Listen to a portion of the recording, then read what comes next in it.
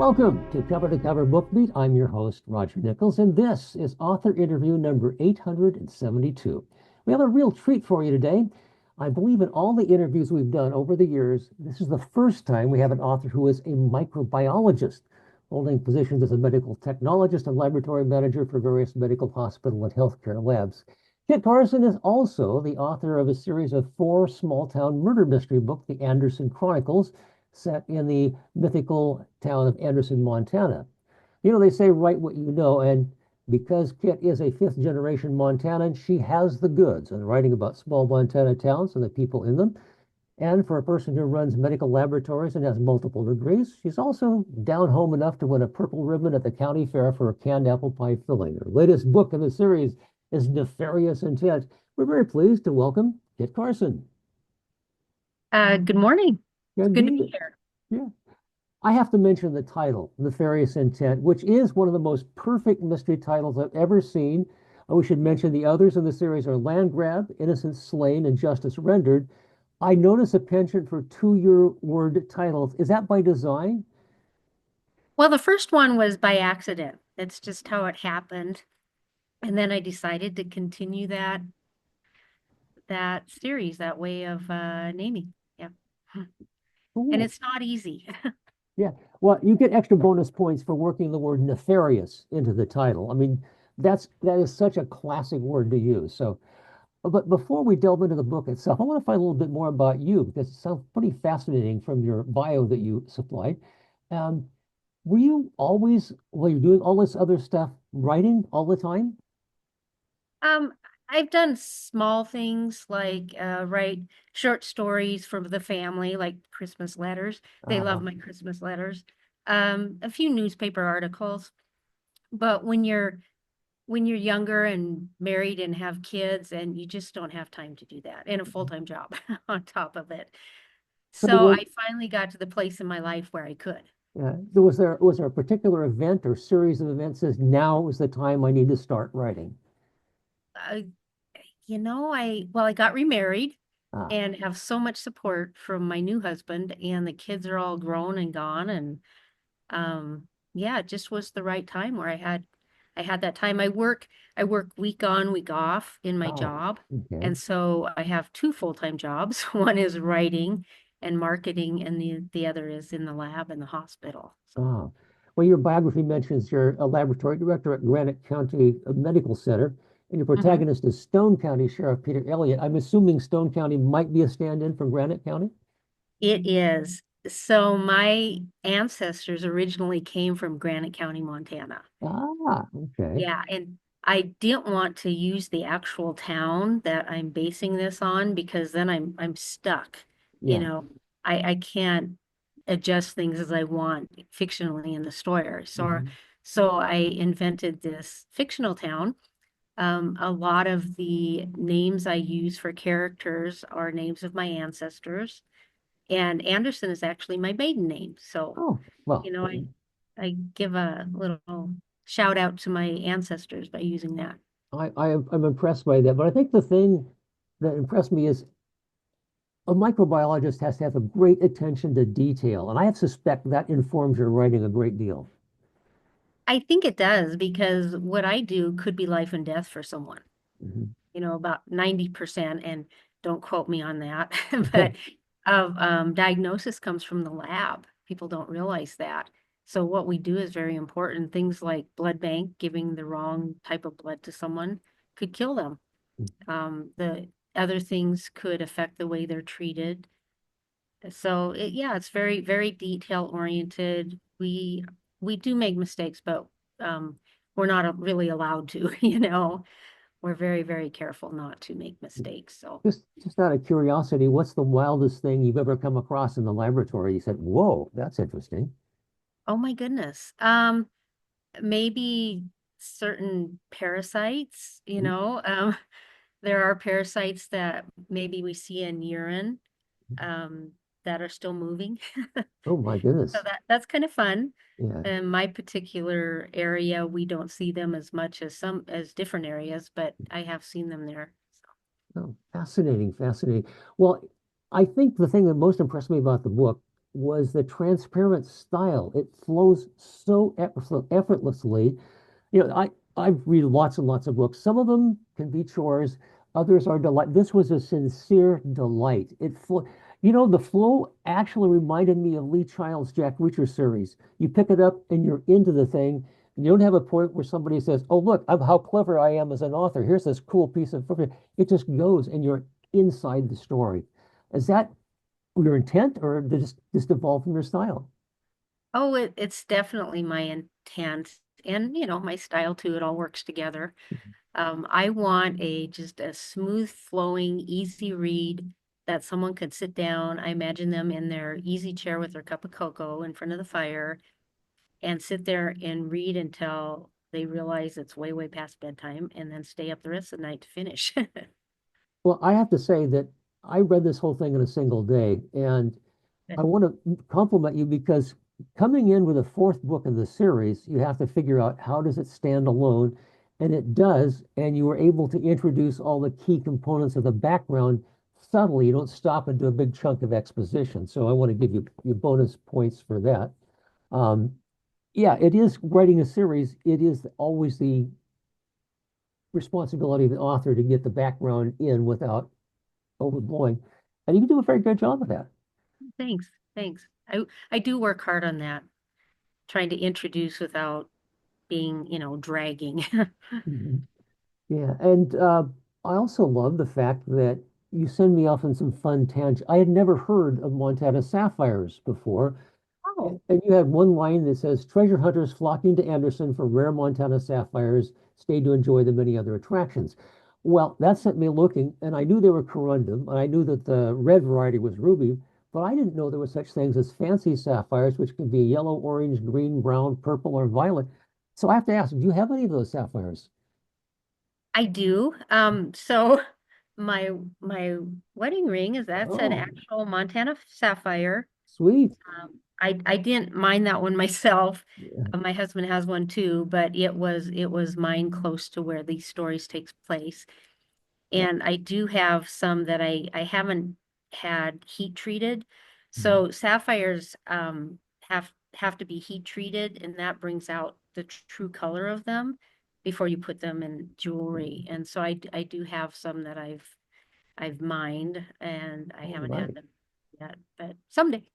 Yeah. You also mentioned that you've recently taken up, you and your husband panning for gold. Any luck in that department? Well, we haven't found any gold yet. Mhm. A lot of fool's gold, which Yes. I wanted to know what it was like for the gold panners that came out during the gold rush. Mhm.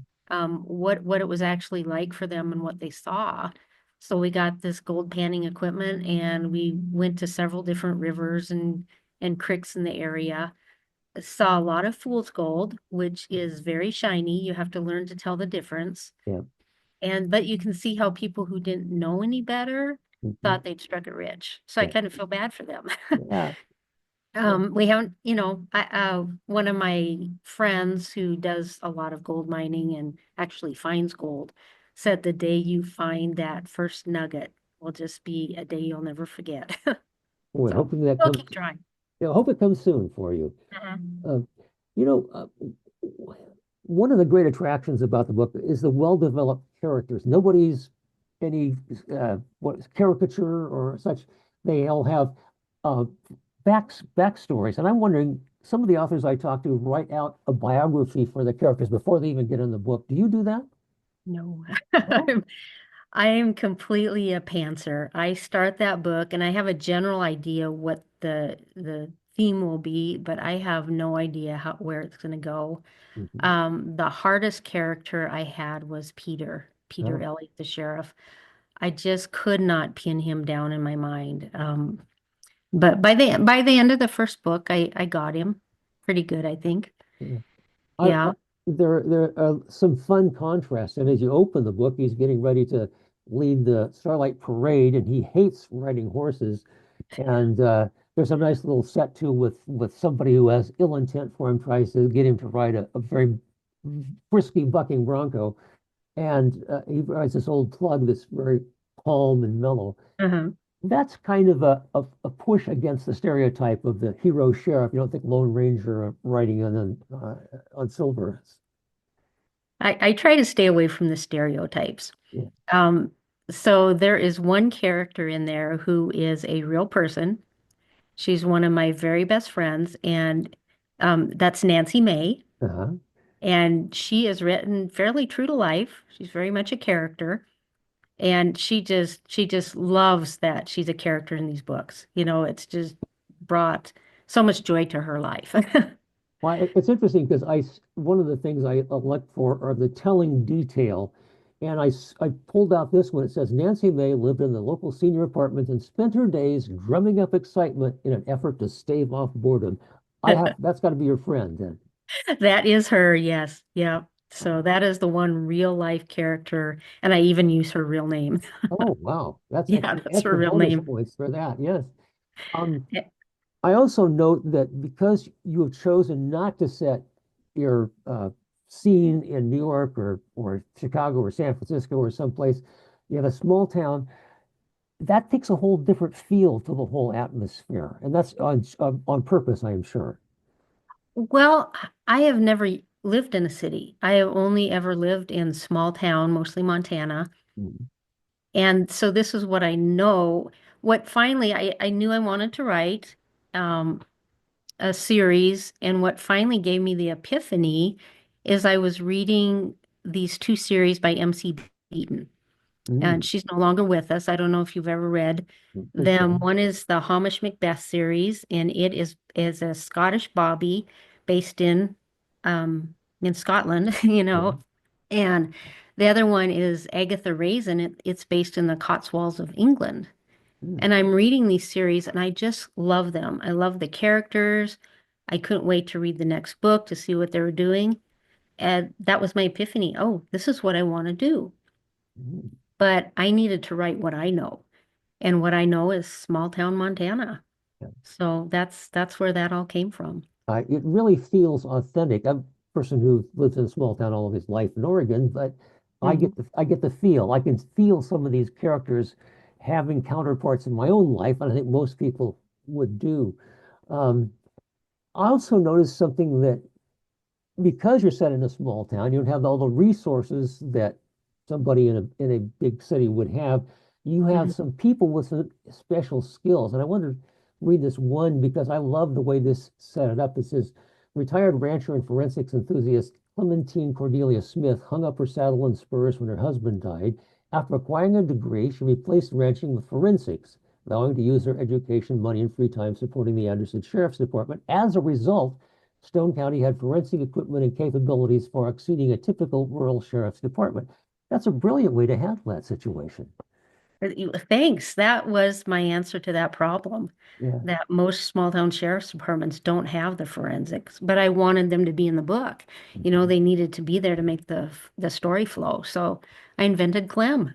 And Clem is a very real person. I could go have coffee with her tomorrow and enjoy it. Um, Uh-huh.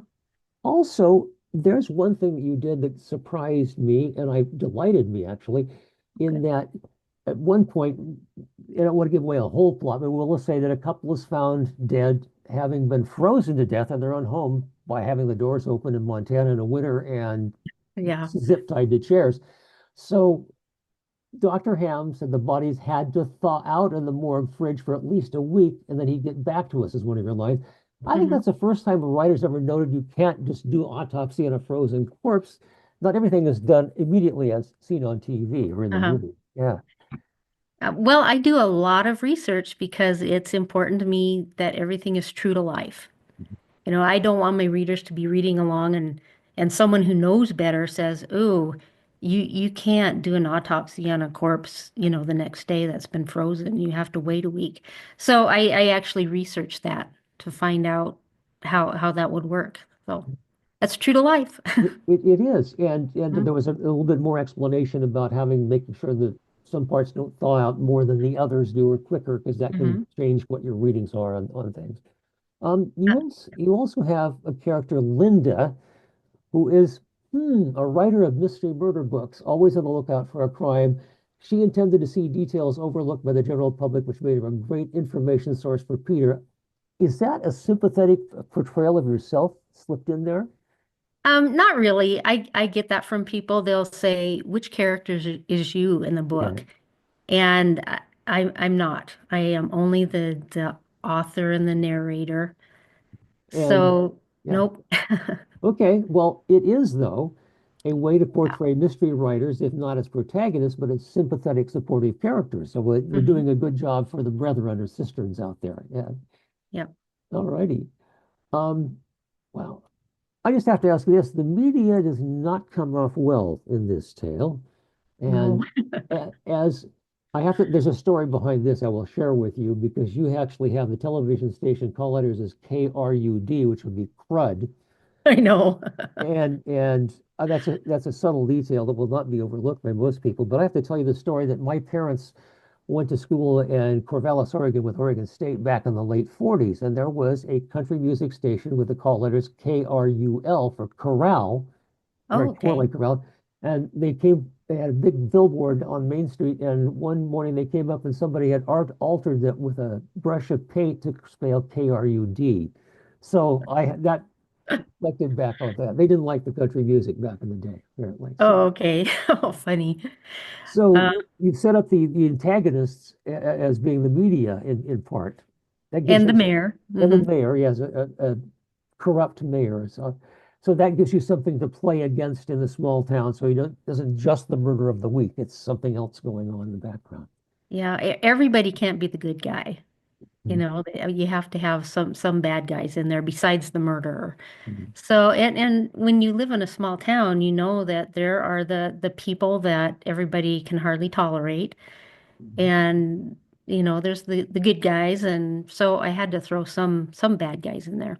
Yeah, and Yeah, there's I'm assuming that there's one person, the fellow named Bert Smells, which I love I that know. name. This is like the old time virtue writers who would name their characters for after their strongest characteristic, like Fred Religious or something like that. So Yeah. yeah, I um, kind of hesitated on that one, and afterwards I regretted it a little, but I'd yeah, already done it. yeah, Gosh, should I have given him a legitimate name? But yeah, then there's just like KRUD, there has to be a few little funny parts. yeah. Oh, Oh, we think of them as little Easter eggs that you find out through little things that the author puts in. Some people won't get them. Some people will delight in them. So that's yeah. Oh, and I've had people say to me, "Oh, that made me laugh so hard." The KRUD and the, things like that. So I like having little jokes in there to make people laugh. yeah. I'm fairly sure that you haven't had bad run-ins with the media that just made a convenient target for you. Yeah, not really. Mhm. The mayor, he actually is fashioned after some mayors that I've known Mhm. in the past who were just like him, caused problems for everybody, weren't really a positive influence in the town. Mhm. And oh, now that I think about it, Mavis, the editor and writer of that paper, yeah, I've known people like that too on the paper. So I guess subconsciously we kind of pull those things in, Mhm. even Yeah. though we might not at the time be thinking of particular people. But yes, they are based on legitimate, real people. Okay. Well, having been a editor at a newspaper called the Chronicle, I went, oh, okay. Well, and that's one of your villains in the story. But Yeah. I also like the fact that there's a history behind this, without giving anything away. Events that took place a long time ago end up Hmm. driving the narrative in this book. And that's something, even though you're a pantser and you're writing, you must have, once you get the gist of it, you go back and add little details to make it better in that. Oh yeah, yeah. And the original idea for this story, which it always morphs into something completely different, Mhm. was a good friend of my husband's was telling me a story that happened in this area. Let's see, without giving too much away, Mhm. that had to do with that sort of history. Mhm. Yeah. Someone Not sure has what to say here. someone has a grudge about something that happened a long time ago to someone that was close to them. Let's put it that way. And that won't give away too much. Yeah, yeah. So that was kind of the basis. And whenever I have someone help me a little bit with the ideas or something, that's who I dedicate the book to. So that was Brent, who the book's dedicated to, one of the people. He started that idea. Yeah. Uh-huh. Great, great. Um, where do you see the series going? I mean, you keep getting more and more detail about the background of the people. People enjoy that about a series. But do you see some greater goal you're heading for with it, like a 10-book series with a killer conclusion? Not really. I think I'll just keep writing, and my goal is 2 books a year. That might be lofty. Hmm. I'll keep writing until maybe I run out of ideas or I feel like the characters are becoming Hmm. dull, and maybe start a different series. And So I am working on book 5 now. that was Um, my next question. I was going to go right there. Because it's one of the things people may not understand. When a book comes out, it was written a long time ago and it goes mhm. through multiple iterations until it finally is ready to go.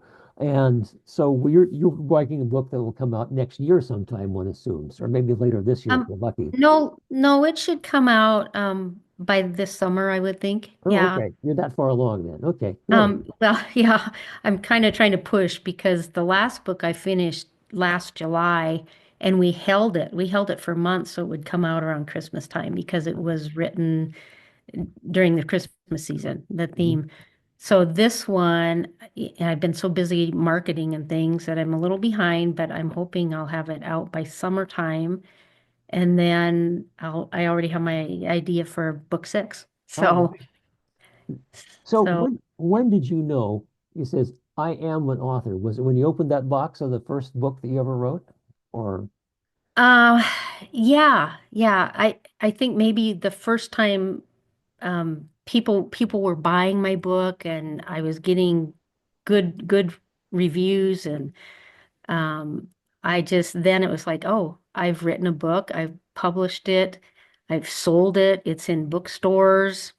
Because I publish wide, Mhm. Amazon, of course, but Barnes and Noble and all the different places. Plus, it's in local bookstores. Yeah, So to see your book in an actual bookstore, then it's like, wow, I'm an author. I can say I'm an author. yeah. Yeah. Did you ever have? And I occasionally run across this. Some teacher back in your dim dark past who said you'll never amount to anything, and then you come and show them the copy of your book. Um, Eh, Not really. I was always a very good student. okay. So, actually, was she my freshman or sophomore high school English teacher? And I was also her assistant. Uh, And so I was very close to her as far as teachers go. She just passed away mm, a few weeks ago. And I saw her before she died, and she said, you were always such a very good student. oh, And I don't know why that surprised me, but it's like, oh, thank you. yeah. Yeah. So Well, I don't. our childhoods are covered with all sorts of emotions, especially running wild during our teen years. And teachers really can have a serious impact. I mean, I'm the product of several excellent teachers that I was lucky enough to have, and it's got to be a rewarding profession. So, yeah, I appreciate that when people come and give feedback to their teachers that have meant something to them. I think that's good on everybody's part. So, well done. Well, in small towns, so I don't live in the small town I grew up in, and I don't work in this. I don't live in the small town I work in, but they're all very close. So, Mhm. it's Yeah, yeah. Well, I'm familiar with Eastern Oregon. There's a lot of small towns. you get it. They You get used it. to they Yeah. used to be like 9 miles apart because that was the travel you could go from one to the other and back on the same day on horse. But that's Oh, yes, of course. Yeah. And a lot of those small towns are gone now yeah, because there wasn't enough to keep them going. But, they're still around. they are indeed, are indeed. Is there anything we've not touched on you want to make sure that people know? Like you have a website, you have a blog, all sorts of things. Yeah, kitcarson.com. is my website, and it's Karson with a K. Mhm. Don't confuse it with the historical character, Kit Carson. Um, and I'm on Twitter at Kit Carson 11, but mostly my website is where you would, find things. And we've recently updated. There's some short stories, some historical stuff, go Ooh, into articles. There's some fun. I use some fun old family pictures all right. for that because I did use my family history, the names and things for these books. That's excellent. Well, I really appreciate your time today, and I do hope that you'll contact me when that book 5 comes out because it was absolute delight to read. Thank you. All right. Thank you. And this has been a delight. Okay. Our guest today has been Kit Carson with a K. The book is Nefarious Intent. We give the highest possible recommendation. Thank you so much for being with us today. Yeah, thank you. Thank you.